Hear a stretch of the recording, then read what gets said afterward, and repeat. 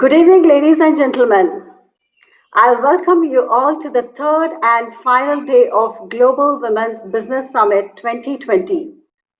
This is Prathima, State Council member of Karnataka CIMSME. We begin this session by playing the national anthem. We request everybody to stand up in respect of the national anthem. Thank you. जनगण मन अधिनायक जय हे भारत भाग्य विधाता पंजाब सिंध गुजरात मराठा द्राविड उत्कल बंगा विंध्य हिमाचल यमुना गंगा उच्चल जलधि तरंगा तव शुभ नामे जागे तव शुभ आशीष मांगे गाहे तव जय गाथा जन गण मंगलदायक जय हे भारत भाग्य विधाता जय हे जय हे जय हे जय जय जय जय हे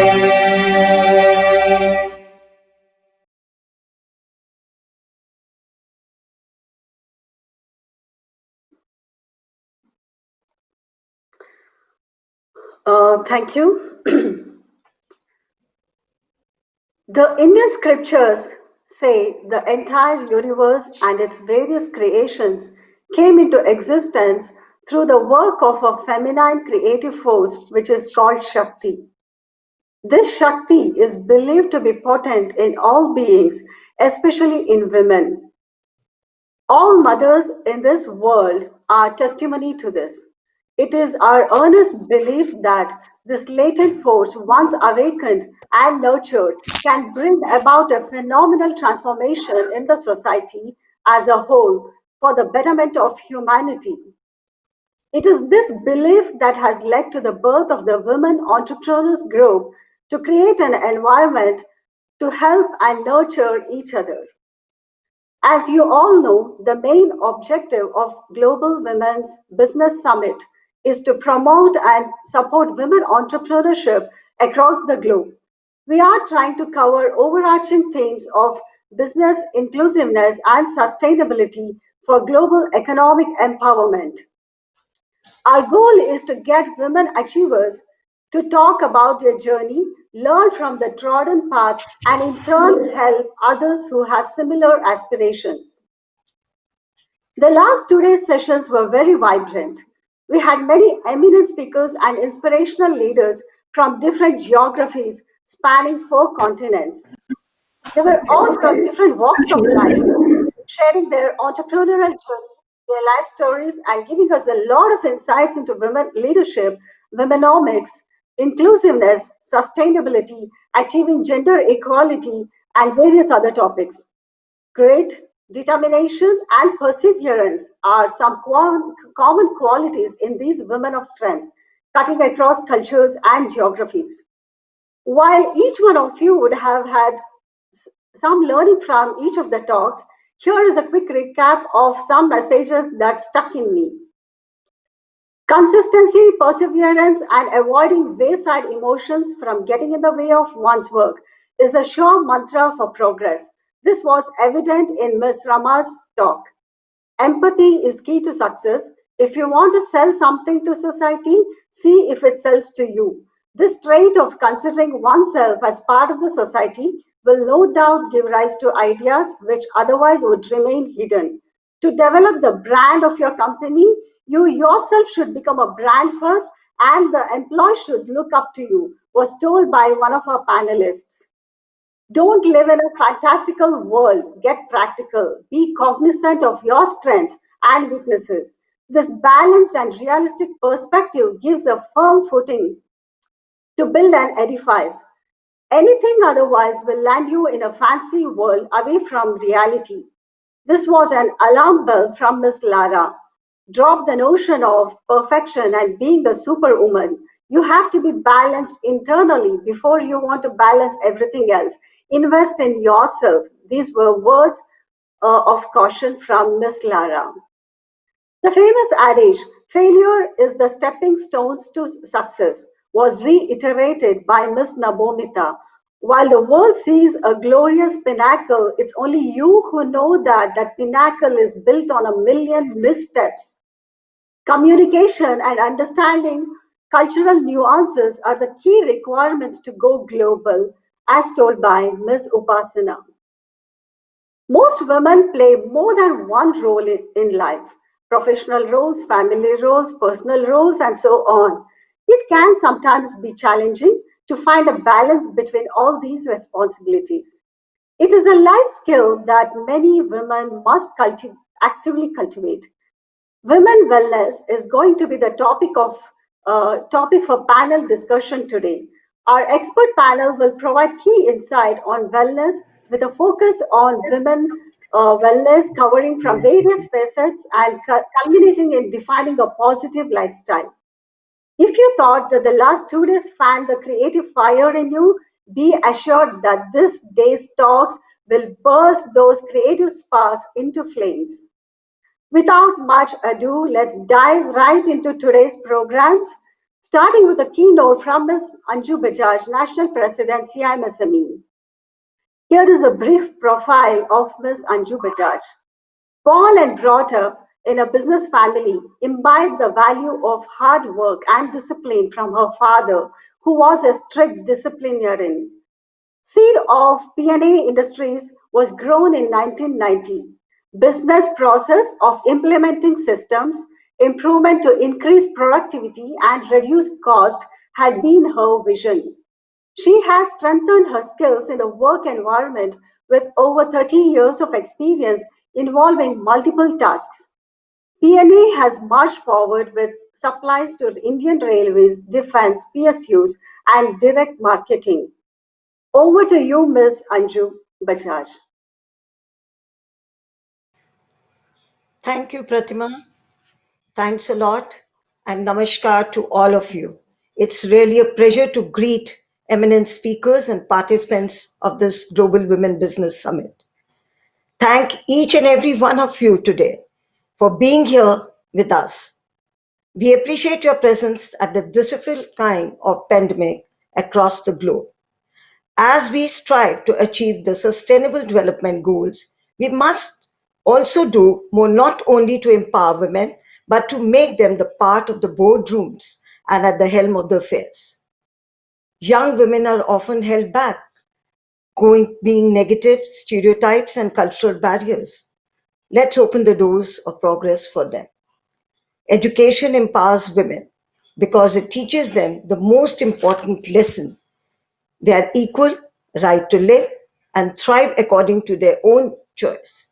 It not only gives them academic skills, but teaches them that they have the right to use skills for themselves. Starting a company or business means putting your personal life on hold. We live exciting times and have seen the progress, but still need lots to be done. The most important is awareness and to generate adequate solutions to the transient challenges. To facilitate the exchange of ideas, the Global Women Business Summit will become a forum based on interdisciplinary evidence. Let's have series of seminars, workshops based on global knowledge of those who develop solutions, promote advanced technologies, proper new and extensive collaborations, and find new solutions. Women are really tired of being demeaned, diminished, and dominated. The change needs to be there. Change gives rise to events that can be opportunities or problems.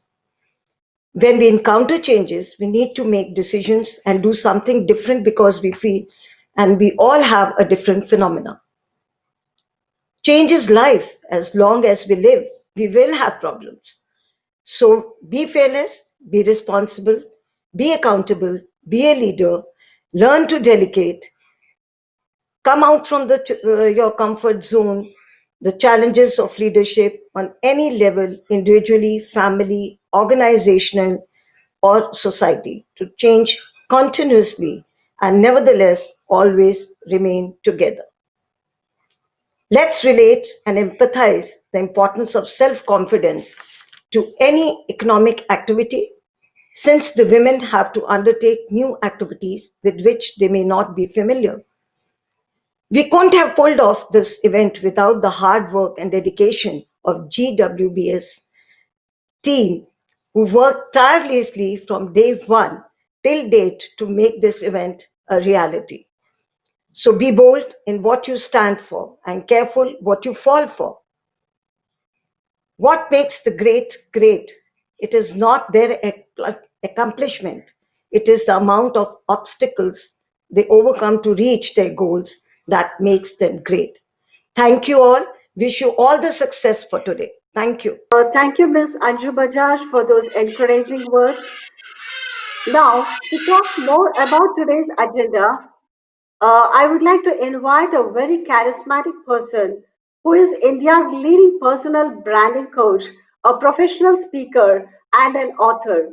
She is the founder and chief branding strategist of Prismatic Consulting. She is chief strategy officer, CIMSME. She is the first image consultant in Tamil Nadu, the first Indian to author a book on power dressing, dressology, the science of power dressing, and also co-authored Shifting Gears, a winner's playbook to pivot a crisis. Nandita is the host for India's a Hindi podcast on personal branding, Brandify. She has been featured in various magazines, newspapers, and TV channels. She has trained 9,500 plus people and coached more than 73 CXO and entrepreneurs. She has been awarded with the Superwoman Achiever Award and Pride of Tamil Nadu Award by World HRD Congress.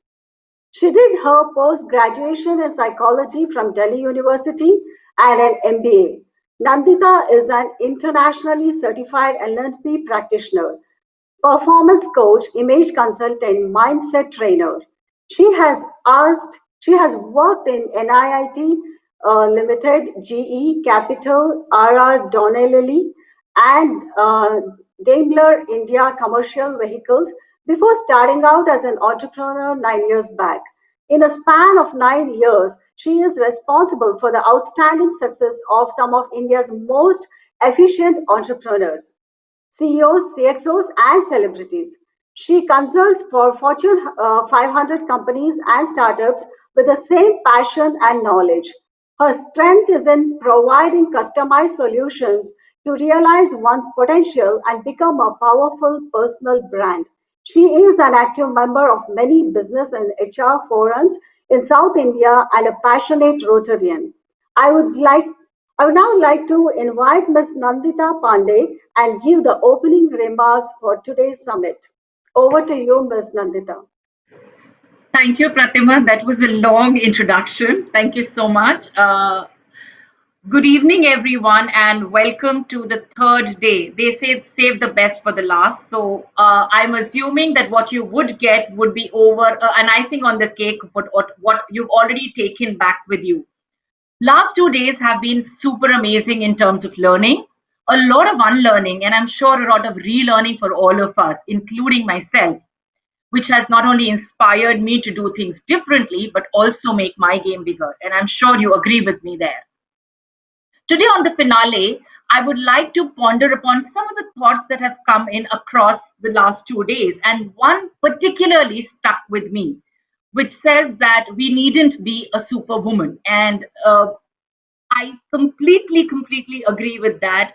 I don't want to be a superwoman. I don't want a cape on me, or I'm sure men also don't want to wear their underwears over their pants.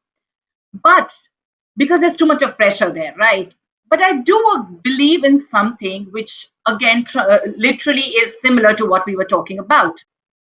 Each individual, and I'm saying women and men included, for all the men who are here in the forum with us today, each one of us is super. So we do not want to be super men or women, but each man or woman is super according to me. Super because they have the power to change the world around them. Super because they are unique and they understand their uniqueness. Super because they know their inner strength and work with it. Super because they accept themselves for who they are and do not compare themselves and feel low.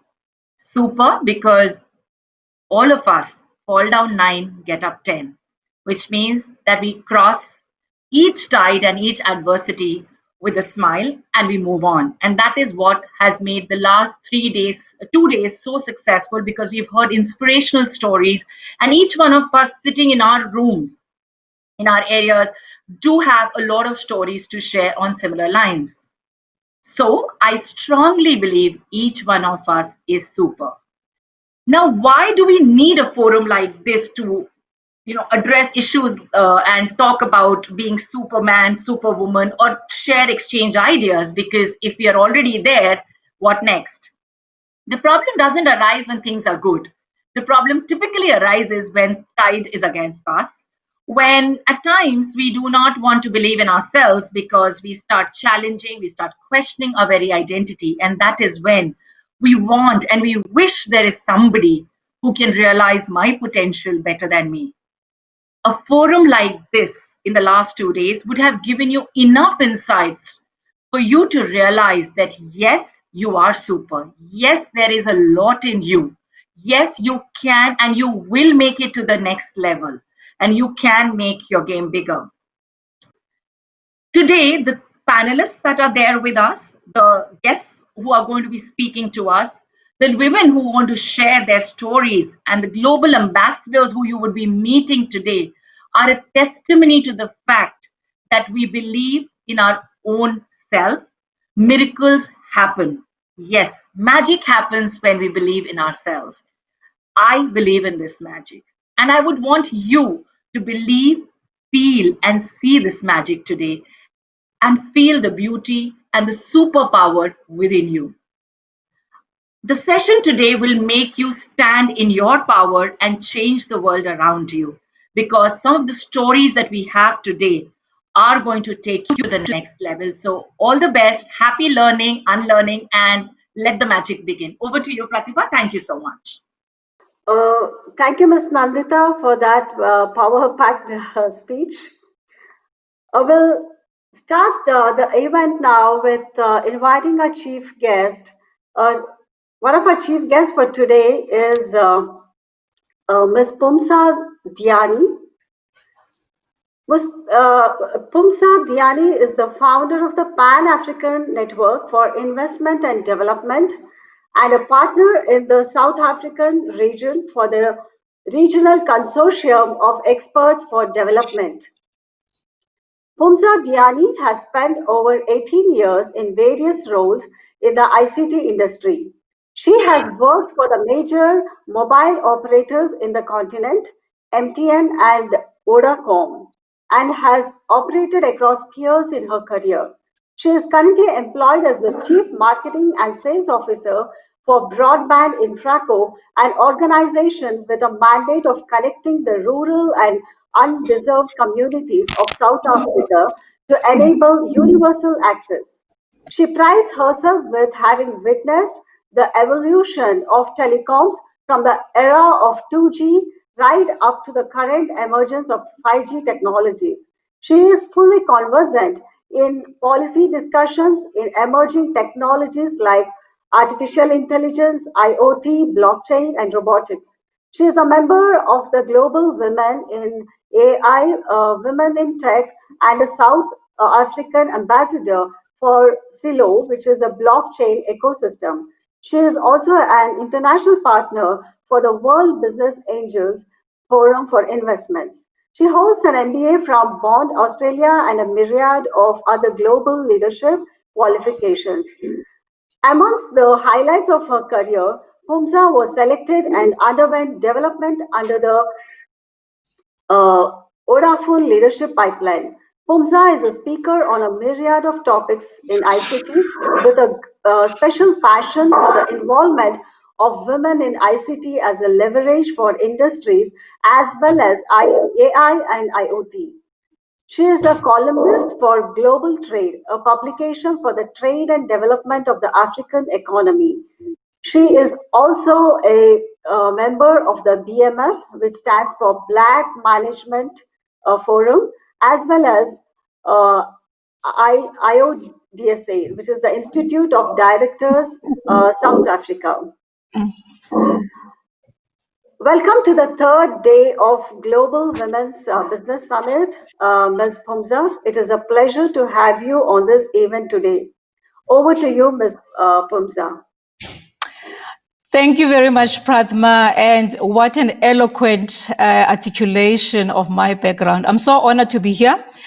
And I think before I start my talk, I would like to begin with one of the favorite saying of our former president, Nelson Mandela, when he says, when you let your light shine, you inherently allow others to shine as well. What a privilege it is to be part of this first and phenomenal event, global event, where women are gathering together to say, we want to see the change, and we want to see the change evident with practical solutions. And we're taking the forefront in making sure that we take charge of our future.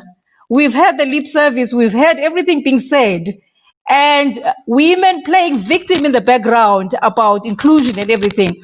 But this year, the narrative is changing. We are taking the challenge in our own hands, and we are doing it for ourselves.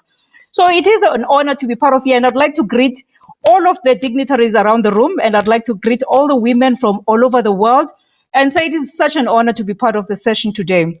I'd like to bring you the warm regards from the beautiful South Africa. And I'd like to state that India is very close to our heart.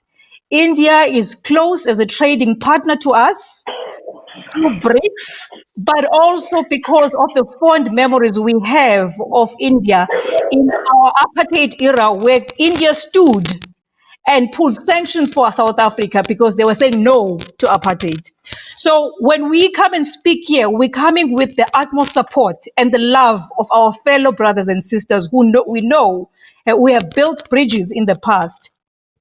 So today I'm here representing a network called Pan-African Network for Investment and Development.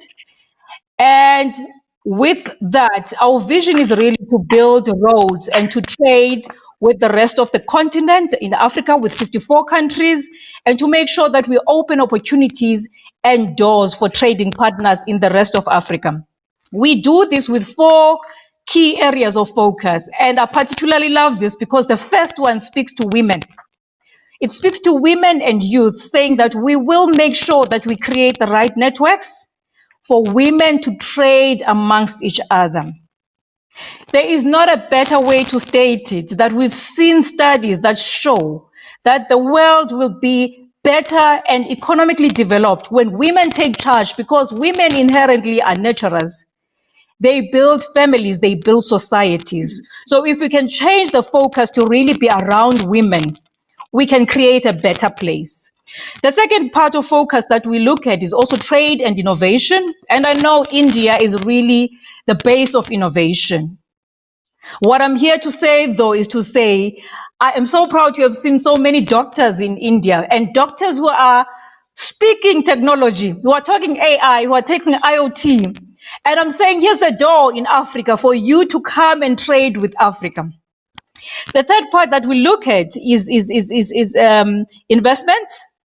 And you would have seen that as part of my portfolio, I also sit as the member of the World Business Angels Forum, where we look at enabling investments, especially for the small enterprises.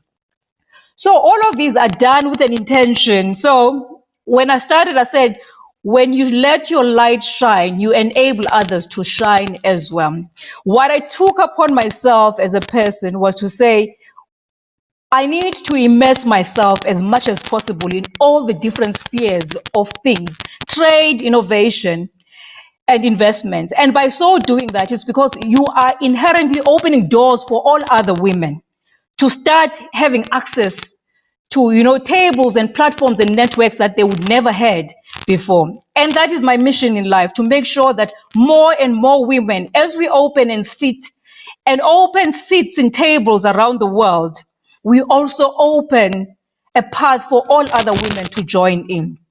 When we are women and we are joining these forums and we are earning a seat around the table, it needs to be very clear that it is not for our personal purposes, but it is to allow a gate for entrance for women that follow behind us. There's no other way. We've spoken this narrative independently, and we've seen that working independently and individualistically does not work. We need a collective base of women who are of the same accord, of the same vision, that it is not about me as Phumza. It is about the collective of women. It is about the emancipation of women. It is about the economic freedom of women, and to make sure that women are protected from the issues of gender-based violence. So what we stand for is for a vision that is bigger than ourselves. As much as we are in trade partnership with India, we believe there's much more that can be done. So it is good, it is well and good that the politicians have fostered an agreement called the BRICS, which is including all of the countries that decided that we are emerging economies, and we have strategic capability to really work together and to foster trade as emerging economies, because we are strategically, we have low labor costs, we have favorable demographics because we are mostly youth demographics, we have women, but we also have abundance in natural resources.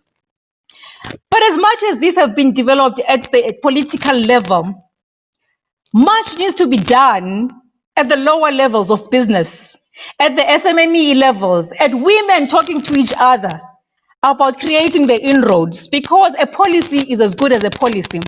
What creates business is really about developing relationships.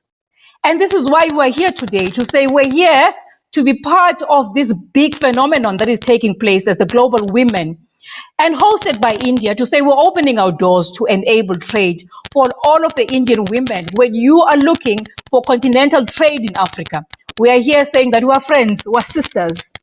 We're here to create that trust relationship, and to say that as good as tomorrow, when you've seen Phumza, you know you have an alliance in Africa, and you have access to a market that is, by the way, a $1.3 trillion market. That is Africa. You have a market that is 1.3 billion people, and it's a young and emerging youth. That is Africa. So whilst all of these trade agreements are in place, what helps best is relationships and what we're building today, which is bridges for future trade. Specifically, we want to see more women coming to the fore. So we can have India as a trade partner, but 50% of that must represent women, because we're wanting at least a lot more to be achieved economically between the two countries. The African Free Continental Trade Agreement, you would have known, it's AfCFTA, is an agreement between all the 54 countries of Africa, where a decision is being made for Africa to trade amongst each other. And we say we create a collective of demand and supply, and amongst each other we can create that. But that cannot happen without the help, the help of countries like India, in as far as what is supporting us with natural resources, supporting us with work, with labor, supporting us with the innovation that is in India. So we will be looking at India for trade agreements, and mostly we'll be looking to the women of India to say, take the front lead for us to create trade partnerships. We will need a technological advancement as we're creating new products where we need to be experts in and manufacture effectively. And where is the technological advancement sitting in India? We look up to you guys for advancements in AI, for advancements in robotics. So here is the door and an opportunity that says, I'm not talking to the men now, I'm talking to my fellow sisters, saying here is a continent with 54 countries and a market that is this big. And here I'm here to create trade links and relationships. You will note that Africa boasted three candidates for the World Trade Organization.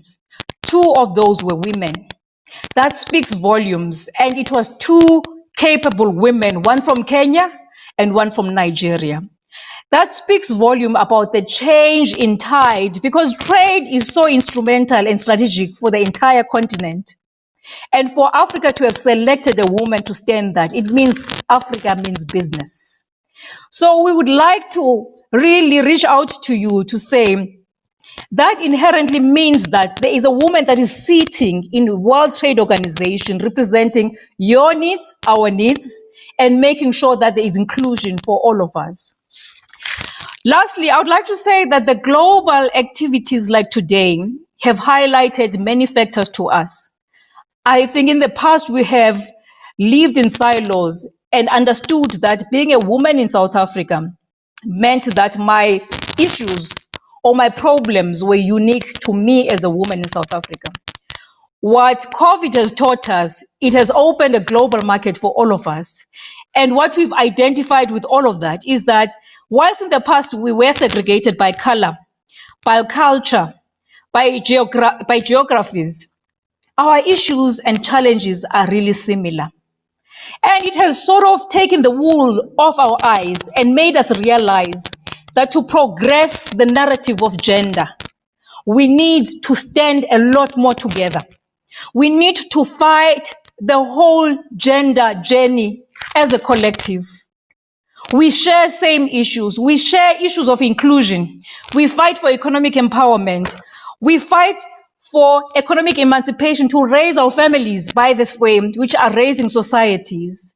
We need sisters talking more in different platforms about how we progress the gender narrative. Trade is especially at the center of that, because once we enable trade for women, it means that we empower women economically. Technological advancements are creating a new digital economy, and women need to be at the forefront for that. So I'm here to build a bridge to Africa, but to also South Africa specifically, saying that we are here and we are taking the baton to say we will form the relationship and the linkages. And I hope past the events, we will be known for something bigger than the conferences, because we are known as women that we are best talkers at conferences. But we need action. And I was so encouraged because the first few minutes I did speak to the ladies, and there was a promise that there's a whole lot more that is coming.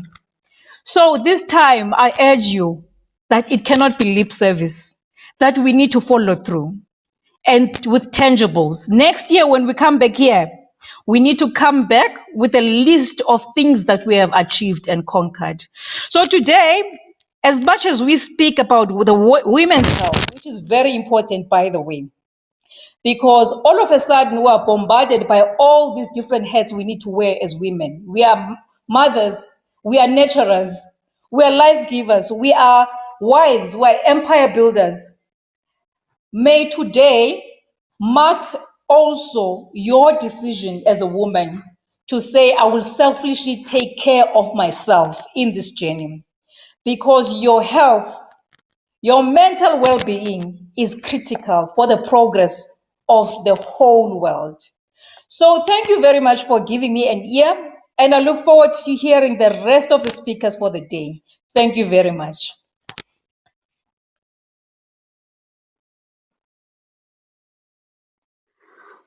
Thank you, Ms. Pumza.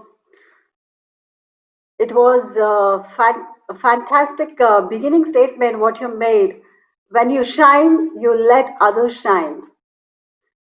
And Ms. Pumza, my dear sister, thank you very much for the very warm words of sisterhood and brotherhood between our countries. And what a powerful message which could act as a beacon light for all. When we strive for personal improvement, we can become a light for others. I commend you for your very wide perspective, ranging from relationship between countries to the role that an individual can play. And I see a lot of appreciations coming from the audience too. So thank you very much, Ms. Pumsa.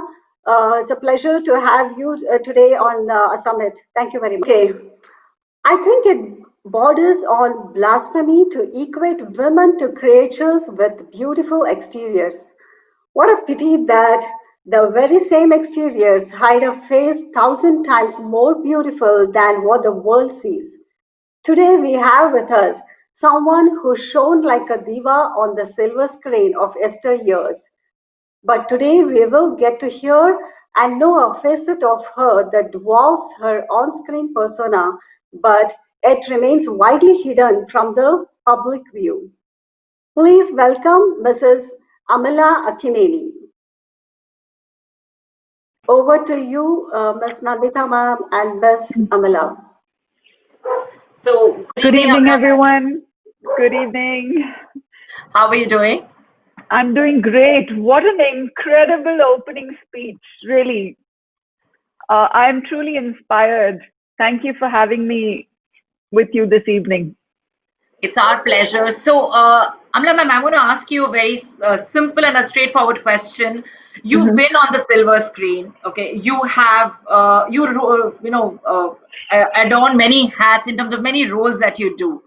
Today, I think the whole country looks up to you not only as a diva, but most of us look at you for inspiration around for a lot of things that you do apart from just being an on-screen person. How did you prepare yourself? I want to go back to your childhood and talk about how did you prepare yourself for a life ahead? Were you aware of what you wanted to do, and how did it all start from a place in Calcutta? Well, Nanika, first of all, let me say thank you. Thank you for that. I take that as a compliment.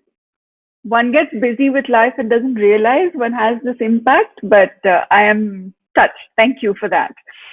I think if I tell you about my growing up, it was very, it was a wonderful childhood. I have naval officers as parents. My father was with the Indian Navy. My mother was with the British Navy. They got married, and with the Navy, my father traveled all over the country.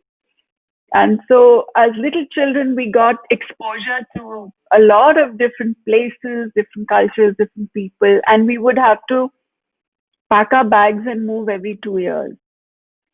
So we had to make new friends. We had to make, get adjusted to new schools, learn new languages. We took it without question. When I was about 9, that's when I discovered the dance, and my parents gave me the option that instead of moving around all the time with them, I could go to Chennai, Kalakshetra, and learn the dance. And I saw the place and I just fell in love with it.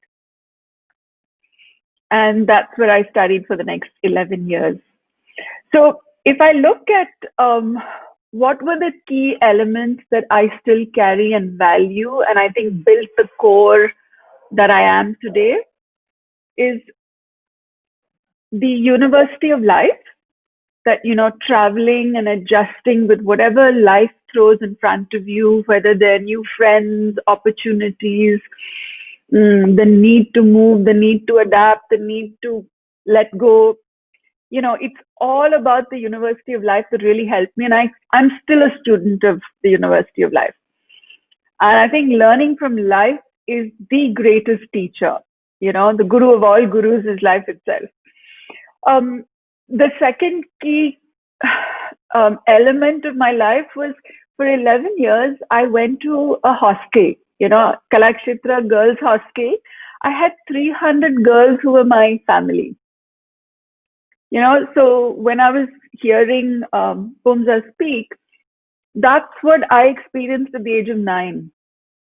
That, when you go new to the hostel, you cry for a few days, you're missing your family, but then you have all these girls come around and hug you. And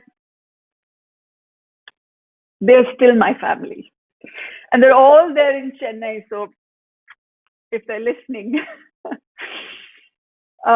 I could, when I became an actress and I would be shooting in different places of the city, I could just sneak across the road and go into a hostel friend's home without, announcing earlier, and go to sleep till they cooked a meal for me. I mean, it was like they're still like family. And I think that early age bonding with other girls and women and sticking up for each other started very early in life for me. And if I say the third thing that prepared me in my growing up years, there was there is a certain discipline which classical dance teaches you. You can't be a dancer, just like you can't be a sports person, you can't be a performer unless you have that daily practice. And the daily practice is 2 hours, 3 hours, depending how good you want to be. And in that daily practice, it doesn't magically appear from somewhere. You have to make that effort. You have to make that sacrifice.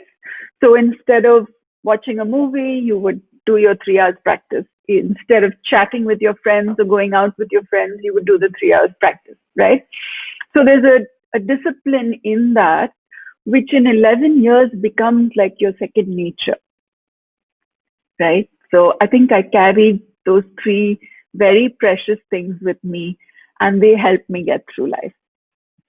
I think that's beautiful. I think all the three are equally powerful. I have another question, and this is something that I've been wondering for a very long time. You have been a diva on silver screen. You're a superstar's wife. You're an actress's mother right now. And like you said, you have aging parents, right? Apart from that, you do a lot of work with Blue Cross. You're also a mentor with the one of the most famous acting schools that is there in Telangana today, Hyderabad. How do you wear these hats? How do you juggle all these balls? Because most of us as women somewhere feel either guilty or we feel we've left out something. So how do you manage it all and manage media very well and manage personal, professional, social life? So I think a lot of us would love to listen to that part of you. Well, you gave the answer yourself, Nandita. I think most of us doubt ourselves, and that doubt and that guilt is what prevents you from doing what you're capable of. So I too went through the same doubt and guilt. And I think at some point when I realized how proud and how happy I was making my loved ones, when they saw me do well, I really loved that line. When you let yourself shine, you let others shine too. Oh boy, that is so deep. Because when you shine and you do really well and you do something of value for the world, your family and your loved ones are so proud of you. You're not grabbing something. So I'm not saying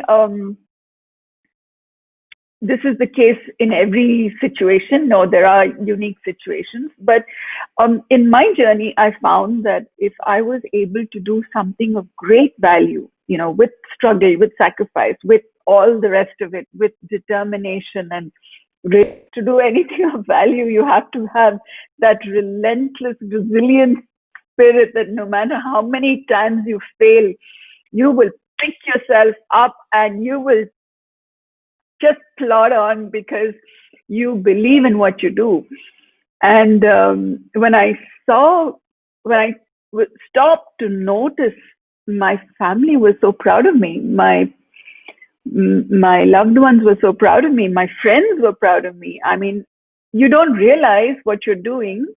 And then I realized, okay, it is the guilt, it is the reluctance, it is the self-doubt that prevents most of us from doing it. So at some point, I got over it and I stopped doubting myself.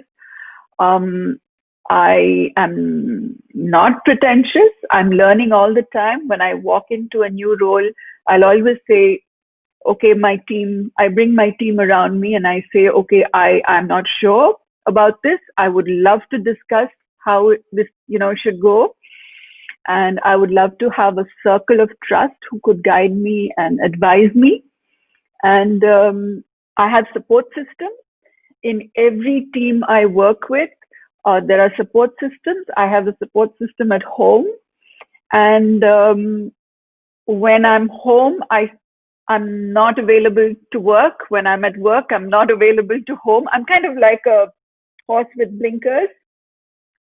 I can't do too many things at the same time. When I get in, it's like, you learn in performing. You can't be a performer and be checking your phone, right? You just have to switch your phone off and chuck it away, and you're performing, and suddenly you come out of that role and that make-believe world, and you say, who am I? Oh, where am I? Okay.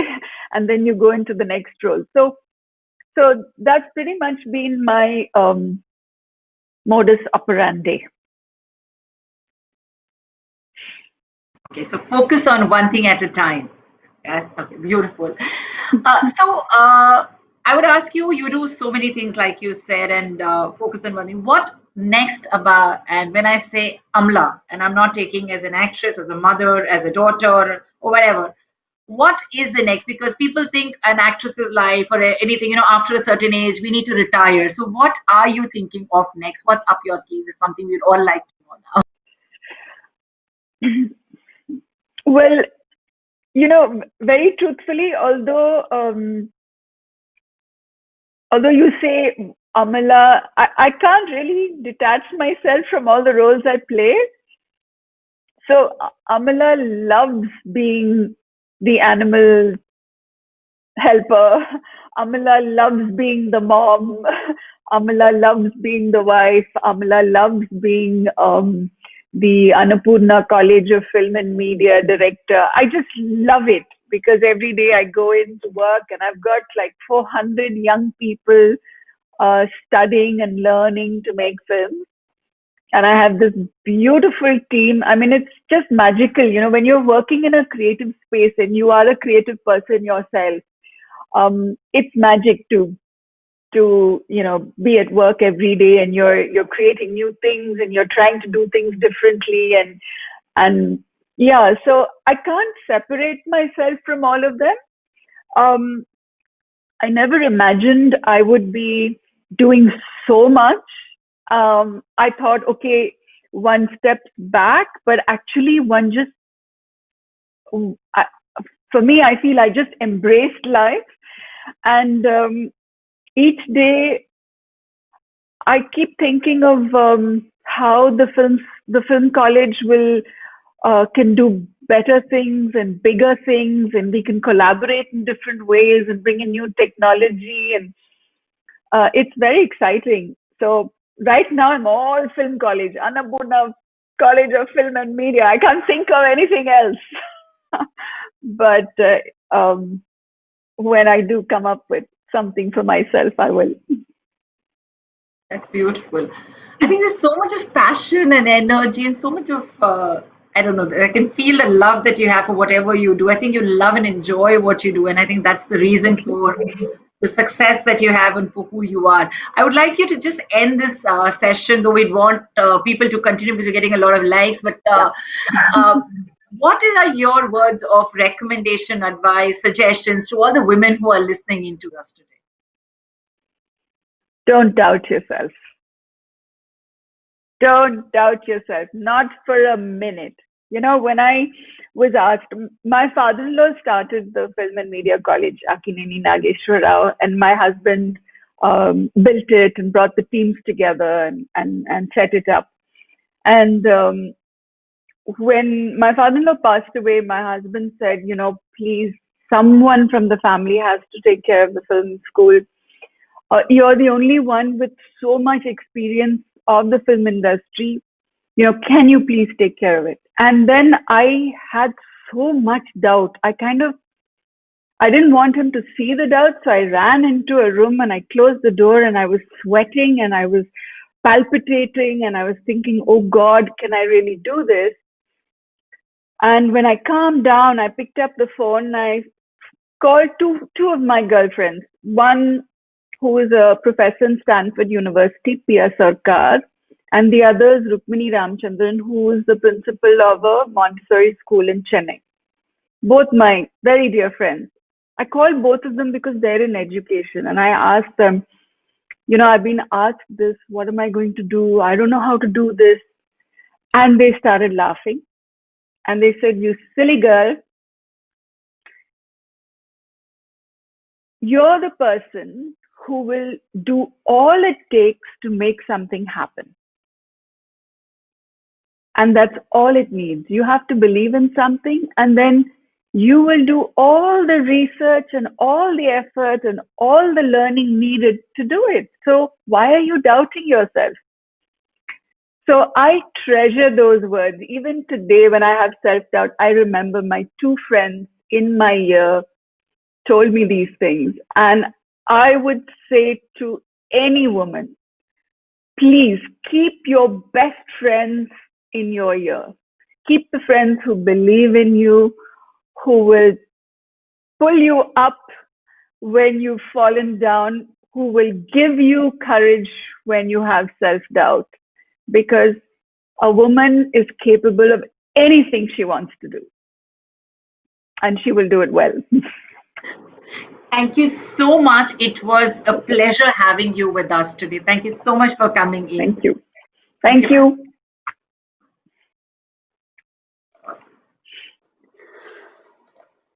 Okay, so that was so nice to listen to you, Ms. Amala. I'm really sorry I forgot to read your profile. Though Indians, as we Indians don't need any introduction to you, I would still like to read this for the audience from other nations. So once again, sorry about that, but I'm reading this now.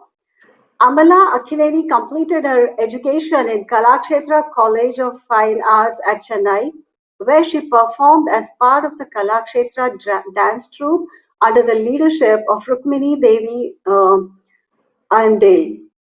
She has had a successful career in Indian cinema, completing 54 films in 5 Indian languages, that is Tamil, Telugu, Malayalam, Kannada, and Hindi, TV and OTT web series, and received various awards in recognition as an actor.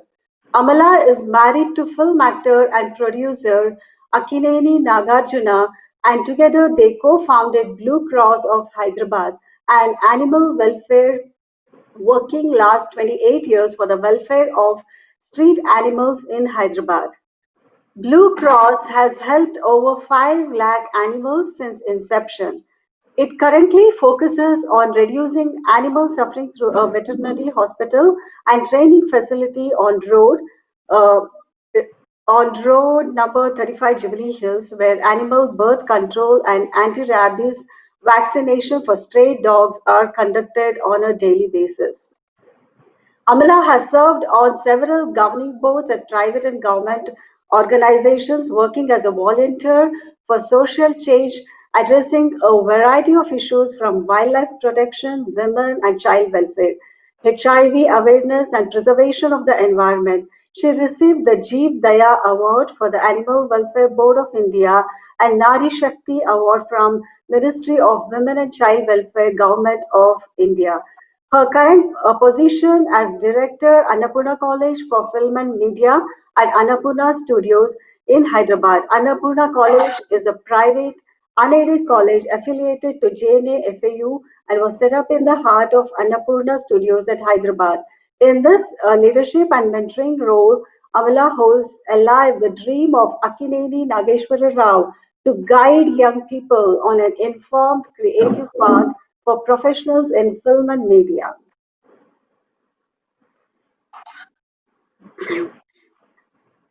So, Ms. Avala, it was so evident from your recollection of your memories, only a woman can understand those emotions. It's in fact these emotions bonds that make women strong. Though we had these things again and again, it just reinforces our conviction in the never say die attitude after hearing to people like you who have successfully sailed through rough waters. It's also very refreshing to hear a successful woman like you also having doubts, who feel so much like the girl next door. So thank you so much. It's an honor to have you on this Global Women Summit today.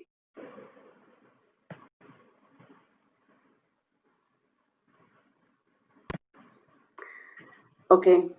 So from here, we are moving on to the next segment, which is uh, about her story, wherein we have a few interesting women entrepreneurs who will be sharing with us their stories.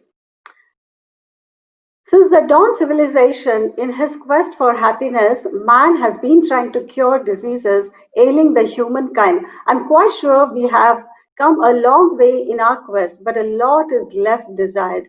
We have amidst us one such person who finds happiness and satisfaction in helping those ailing women. Welcome, Dr. Lopamudra.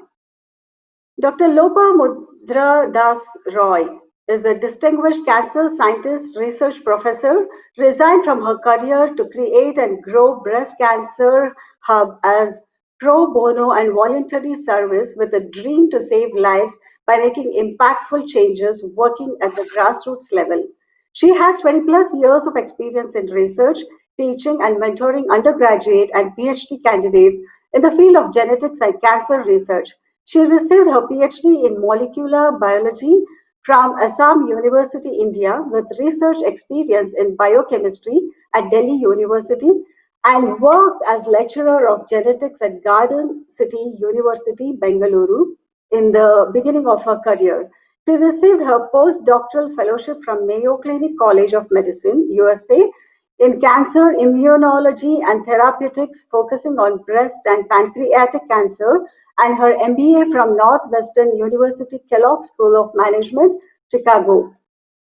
She also completed the Step into Impact nonprofit executive education program from Northwestern Kellogg School of Management. Dr. Das Roy received the Award of Excellence for Humanitarian Service from Male Breast Cancer Coalition in the USA. Dr. Das Roy's story featured at Charlotte Lately magazine as one of the 31 influential women in the city. Her journey featured at Passion Peace and other magazines, press and blogs due to relentless work across the globe and the community in the field of cancer. Felicitated globally for her work and featured at East India cover story as the savior of women with breast cancer, in addition to being awarded for outstanding performance on relief and welfare activities in India during COVID-19 from Universal Diplomatic Affairs of Human Rights. Welcome to you, Dr. Lopamudra. Proud to have you as a guest on the summit today. We are eager to listen to your story. Over to you now. Thank you so much. Can you see and hear me? Yes? Okay, perfect. Yes, very Thank much. you. Thank you so much, Ms. Pratibha Srinivas, for this generous introduction. I'm really humbled and honored to be here, and it was such an honor to listen to our speakers earlier. And I'm fumbling with words now because kind of resonates so much with us as women, right? So thank you so much. It's an honor. And thank you, CIMSME and Mr. Santosh, Ms. Aparna, Ms. Nandita, Dr. Mishma, and Mr. Sushil for inviting me here. So my story is, I just relate everything to my family first because I think who I am now, I totally I owe it to my parents. I lost my dad this February, and I think I would like to dedicate this talk for him today because he would have been very happy if he was here. So I was born in a family of doctors. My grandfather, late Dr. K.N. Das, and father, late Dr. Chandrasekhar Das. They served patients in Assam, northeast part of India, and my mother, Rita Das, she served the mankind through her selfless gestures, relentlessly and tirelessly working towards the community. So I grew up learning from my father that work is worship and service to mankind is the greatest service to God. So, in a home of medical professionals, where conversations around the table knew no limits or bounds, as I would hear my father always talk about like breast milk, like as giving the best immunity for the babies because he was a pediatrician. So, I grew up in that environment where we would talk and discuss everything at the dining table. And but I was 12-year old, and this incident really changed my perspective. So I was in Guwahati, Assam, and as a 12-year-old, one of my friend's mother passed away, and I went for the funeral, and I asked over there, what happened. Even to utter the word cancer, it was a big taboo. So, and when I asked cancer where, and they didn't want to tell me, so I kept insisting, and I said where, and they said I said, breast cancer? They're like, shh, I'm not supposed to talk about it. So this is the respect, we pay to a mother, that we lost someone, a mother, she can be a sister and a wife, that we can't even talk about the disease that caused her life. So over the years, the pain stayed within me, and I realized how cancer became a household name and kind of a death sentence because of late detection. And that's why I wanted to go deeper and understand the etiology of cancer, discover the pathways to find a cure and the treatment modalities. So that's how, and thank you for, you already introduced me with my education. So I did all of that, and I went to US because of my husband. I always wanted to be near, near my parents, or in India. So I always had this piece of me remaining in India all the time. So while serving as a research professor at UNCC, University of North Carolina at Charlotte, and I was awarded with grants as principal investigator from DoD, Department of Defense, and National Cancer Institute, investigating these targeted therapies and all of that. So with all this recognition, but there are few things that always remained in me, that even when I would go to India to visit my family, or every time I would hear causes of late detection leading to death because of breast cancer or even other type of cancer. And during all this phase, also during all these accomplishments on the professional level, on the personal front, I was filled with infinite patience, but not because of any good experience, but due to the experience of 7 miscarriages, which kind of transformed me, I would say. It led to change me as a person, preparing me for the future that demanded huge perseverance and endurance. And during all this phase and the amount of criticism, like how the societal stigma, like are you going to only think about your career, isn't it high time to have babies? So these things always were there for me, people shooting all these sentences for me, but I tried to keep myself together. And at that point, my work was my savior. So for me also, I consider that, whatever I'm doing is not, I don't consider this to be my work. It's kind of like my passion, which helped me to survive through all the processes. So deep down, when I was climbing this ladder of career map and all of that, and I also I was doing my executive MBA from Northwestern Kellogg School of Management. So at that point, one of the professors, in 2017, asked that what is your like in the classroom session, they asked what would be your dream project. And I said that I really want to connect the developed and the developing countries. And the reason was that I'm a reviewer for Department of Defense Breast Cancer Research Program, and I would meet cancer patients as advocates, to give the impact of the proposal. And they would tell me, like, women with breast cancer in the US detected late because mammograms would miss their tumor, which is mammogram means the screening for the X-ray. And then my heart would sink when I saw the young moms dying of breast cancer due to late detection worldwide, even in the US. And the death rate was significantly higher in the developing countries.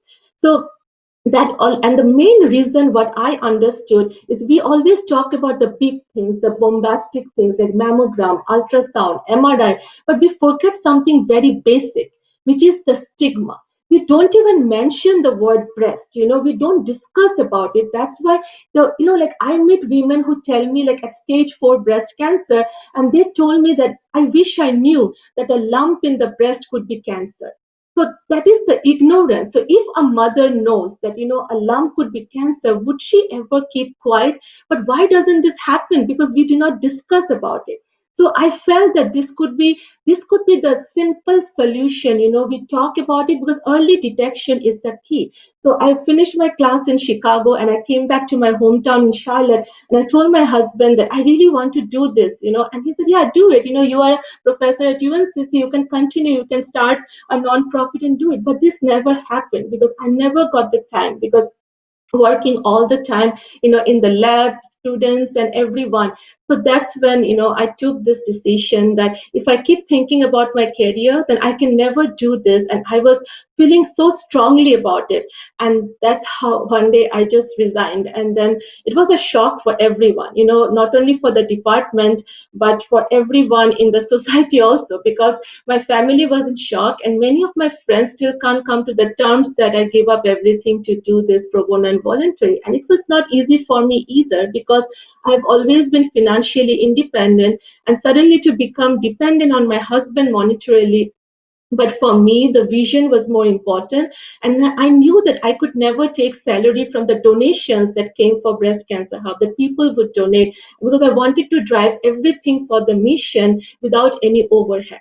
So, as family also, we cut a lot of additional expenses, and I explained to my kids, as Amla ma'am has just mentioned, right? How, the kids will be proud of us, and that's what I told them. And till date, my kids, till last 3 years, they never even asked me for a gift. They understood why I'm doing it. And but on another note, I received a lot of criticisms too, because from few acquaintances, that I was told that I need to think of my family rather than the community, questioning my responsibilities as a mother and wife. Because to conduct the outreaches, awareness sessions during the full summer in India, I travel all alone. I'm going to the villages for 3 months, rural India, then traveling in the public transport, and like with the commutes and with the safety issue, with the rise of rape and everything. So I was questioned in so many ways. But then I went and asked my sons. My older one is 10-year-old and my younger one is 9. So I miraculously have two babies now, when all the treatments failed. But there is a superpower, and God gifted me with two boys. And I explained to them everything, like why I'm doing this. And you know what they said, mama, please go, and we can stay without you, and please go and save other moms, we are proud of you. And then I became unstoppable, and I was like, I don't really, whatever anyone thinks, that's my integrity, because my family is with me. And I have, as it was said, like how friends are important. I have such great friends who are my strength. And I'm so thankful here to Aparna and Sushil, because I met them in Calicut. That's the bonding. That what keeps us going. So with all of this thought process, I founded Breast Cancer Hub, and the vision being save life by awareness, volunteering, education, and research. And the tagline for us is break the breast taboo, break the cancer taboo, know your body.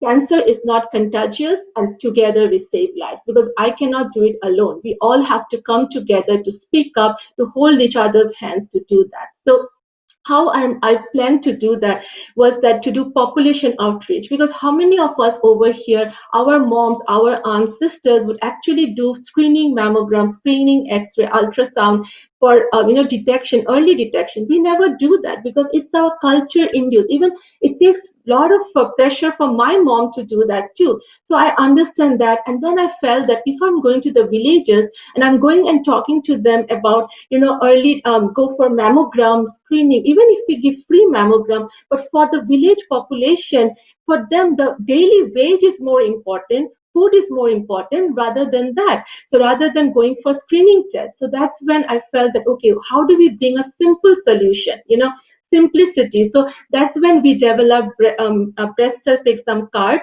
We collaborated. That's where the collaboration comes, working together, because we cannot do anything alone. So we collaborated with the Sarah Cannon Cancer Institute and Male Breast Cancer Coalition. We developed breast self exam card, and we have it for the first time, one side for men and one side for women. Very simple, but with pictures, so that even if people don't know to read and write, they can understand. And that worked like magic. And now we have it in 20 plus languages in 12 Indian languages and all different languages. And the reason why it works like magic is even when I'm going to, for example, if I'm coming to Bangalore, I'm giving it in Kannada. If I'm going to Hyderabad, I'm giving it in Telugu and Urdu. And when I'm going to Kerala in Malayalam, Chennai in Tamil. So, when I'm giving all of that, when I don't see the adults reading it, even if I'm going to a village in Assam and giving it to the population of adults, the kids know the local language. And I give them the responsibility. They read it and then we take accountability. Because this is an easy solution for early detection. I don't say that don't go for screening. You have to go for screening after a particular age of 40, but this becomes a solution and I take accountability because everyone has my WhatsApp number. So they reach out to me if they face any issues, and then I connect them to the local hospital, do the follow-ups, make sure that no one goes untreated. So that really is working well. And then this incident, so while I was doing this outreaches, the reason I'm bringing this up is everything is very emotionally driven. We started as Breast Cancer Hub, as the name suggests, as breast. But what happened was last year in a village, remote village in Assam, I was doing a session, and after my screening outreach, one 18-year-old girl, she started to cry, and she told me that why didn't you come to my village last year? My mother just died of breast cancer because she did not know and she did not tell anyone. So, I couldn't save her mom, but I told her that no other moms will die from this village. And that's how we adopted the village for cancer screening, treatment, management, palliative care, and epidemiological research study. And then what we realized was that in Northeast India, there's so much of tobacco chewing, even in different parts of India too. So that's when we figured out, when we are going door to door, having the database of each patient, there's a lot of oral cancer going on. And that's when we developed the self-oral cancer screening. We are giving it to them. And then we take the patients with any suspicious cases for different type of cancer now. And that's how the different wings of breast cancer hub started. Like we have cervical cancer hub now, stomach cancer, colon cancer, childhood cancer hub. And any suspicious case we are taking to the hospital in Kachar Cancer Hospital. So that's the model we created, and we have. So it is working beautifully because two villages we adopted till October, and now we have 6 more in addition. And I'm so honored that from now we are going to adopt villages in Nigeria and also in Indonesia in 2021, because people are reaching out because they love to replicate this model, which is simple and through network and collaboration. So and so that was that is how it started, and that's where it lived off.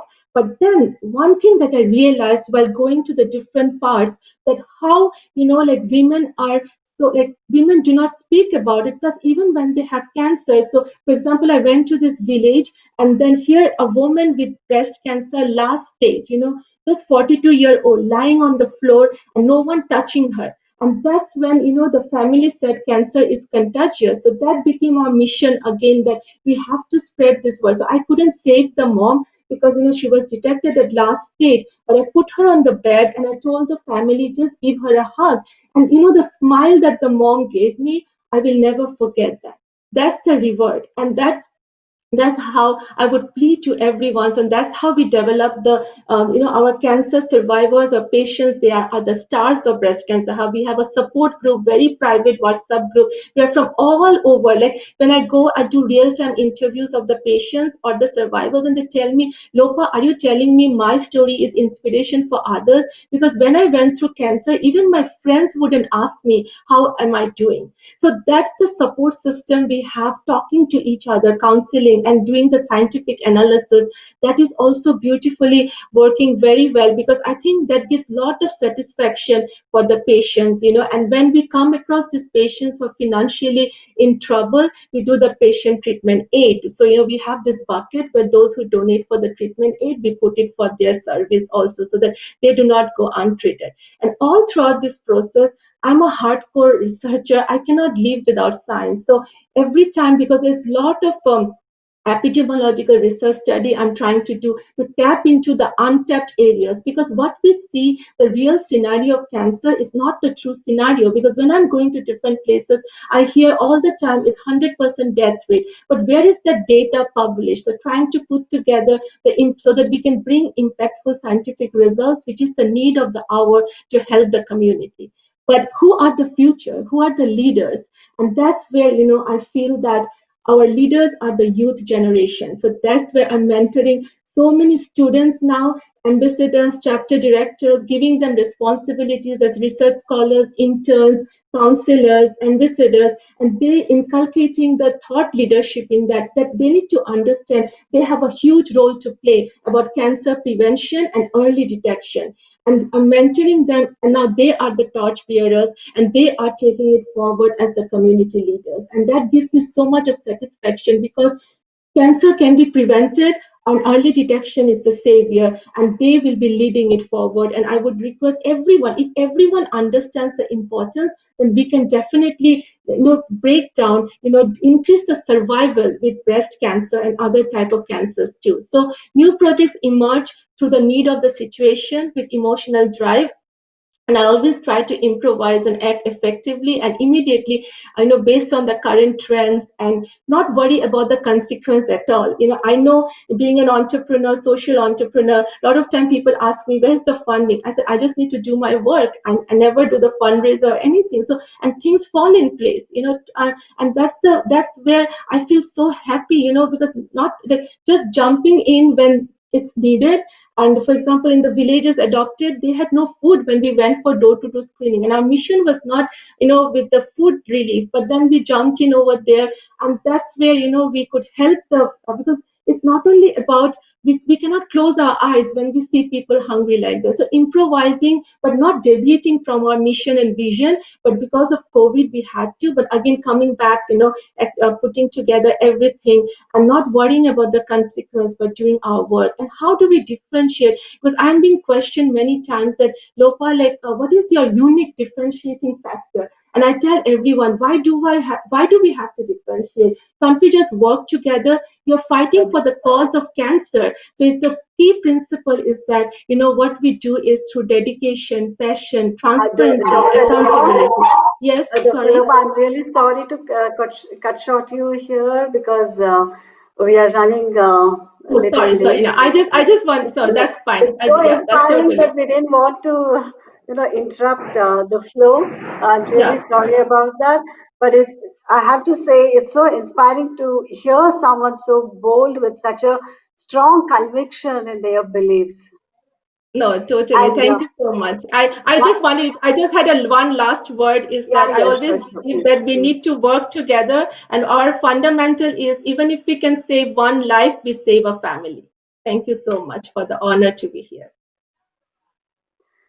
So while some people go behind success, name, and fame, it's very evident that these very traits are servants of a person who is dedicated to the good of humanity.